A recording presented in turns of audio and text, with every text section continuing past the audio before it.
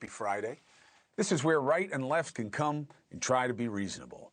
And that means not falling for anything but verifiable facts. For example, I want to be clear about something, okay? I don't speak for my brother. I love my brother just like you love yours. And I certainly don't have anything to do with his campaign. But be very clear, no matter what is being suggested on Twitter, my brother has no interest in the false notions about the mayoral ballots and voting conspiracies. Okay, I'm not being specific because the nonsense doesn't deserve the attention. My brother ran his race, the other guy won, that's that. Okay, so anything you read has nothing to do with him, even if it says it does. It's a lie, okay? Also, I don't believe the idea that an Orthodox Jew painted a swastika at that Jewish school and they can prove it with these pictures. It looks more like a costume than confirmation of anything to me.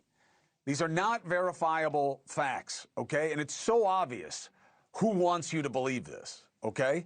Please see that these fringe actors are just that. They're acting. This has become political hate porn, okay? It's advanced almost exclusively in the zero accountability realm of social media, where division equals dollars. If I tried to run with this tonight, even if I posed it as a question, the president, Mike Corn, would go nuts if we were doing that. Where'd you get that? Why do you think this is that? I mean, look, the mainstream media has absolutely not fulfilled its mandate the way that it could. I get why people would be upset. I've been in it a long time. I've seen people do it well. I've seen people not do it well. I've seen the pressure of news and business, business. I get it. I get it. But to use that as an excuse to do things that are so much worse, flagrantly, obviously, and say that you're better is killing us. And this is the proof. Conspiracies and countenancing, a claim of any kind of proof that would never be allowed anywhere that you can get sued or regulated. And our poison political parties are no better. They've caught on that this works. Hence, where we are right now, the longest shutdown ever. And over what? Over what? Now they're competing bills to change the pay rules for Congress. That's not, first of all, I don't even know that you can do it. Second, that's not what it is. Make shutdowns illegal. Okay? They've never achieved anything. And there is no sign that this one will be the exception. The shutdown as a tool is a stunt. Okay? Just like not funding SNAP and trying to blame the Democrats. I mean, Trump told you that's what he's doing. This is on the administration. This is an absolute fact. Okay, the administration knows it. They know they can use the reserve because they've done it before. And the agency said they could. And the GAO said they could.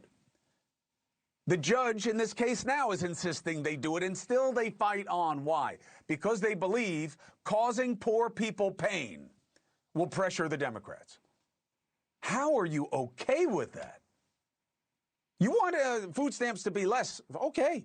But why punish the people? Oh, because they're all lazy. Are you serious? Do any research. This is about the advantage of animus against the other side, of how angry you can be at the other side so that whatever your side does is fine by comparison. Look, when I said earlier, what is this shutdown about? Nominally, it's about the good fight. All right? Health insurance is out of control. The Democrats are right to want to fight about it, but I believe they picked the wrong tactic. And I also believe that, they're a little guilty of playing to what's wrong instead of how to make it right. Bernie Sanders said today, Mr. President, here's a deal for you. His deal is, we'll end the shutdown when you do something about health care. That's a deal?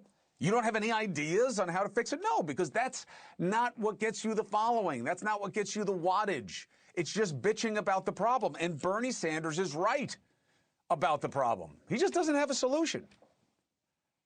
And that's okay, but that's also proof of why we're so stuck, right?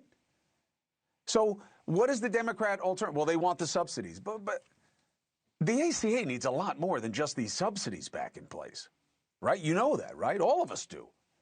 And if you have private insurance like the 160 million like us and get it through a union, our prices are out of control. And look, just take a look at the industry for a second, right? The stocks of the major healthcare companies are up over 200% in the last decade, but nothing ever gets more affordable. Only in the last year, as people are starting to demand action, and there's some question of what kind of government payouts there'll be, and if there's going to be some new set of controls on these people, like every other country. So the stocks have slowed down a little bit. Oh, really? And bingo, then our rates increase. And the companies say, oh, times are tough, margins are tight. Oh, is that why the average CEO pay was $20 million? One of the highest paid industries, 226 times the median employee pay, because times are so frickin' tough. And the industry employs over 10% of us now. The reason we pay more than other capitalistic countries, even if they're democratic socialist, all right, I'm saying like non-purely single payer. It's not as simple as single payer or not, run by the government or having private aspects. It's because in these other countries, the system is set up to not allow most of the price control to be in the hands of the companies. Most other countries don't just have higher taxes, but they put caps on what things can cost. Here oh no, that's anti-capitalistic. But you set up a system that allows the people at the top to get away with things that nobody else can and benefit in a way nobody else can. That's not capitalism, they're rules. You pick winners and losers. Anyone paying attention knows the ACA needs not just these subsidies, real fixes, as does the system that's covering less and less and costing more and more. But our politics is about who to blame for it. There aren't even competing proposals. I can't even tell you what the two sides want. The right blames the ACA, they want to repeal it. They've never had a better idea. They don't even offer you one. And they refuse to work with Democrats on the existing system. What does that tell you? Trump had concepts of a plan. He hasn't said a word about them since the election. You don't think that's weird? Don't get caught playing their game. We have to change the game. Thank you for watching. Subscribe below and download our NewsNation app right now on your phone, and you will get fact-based, unbiased news for all Americans.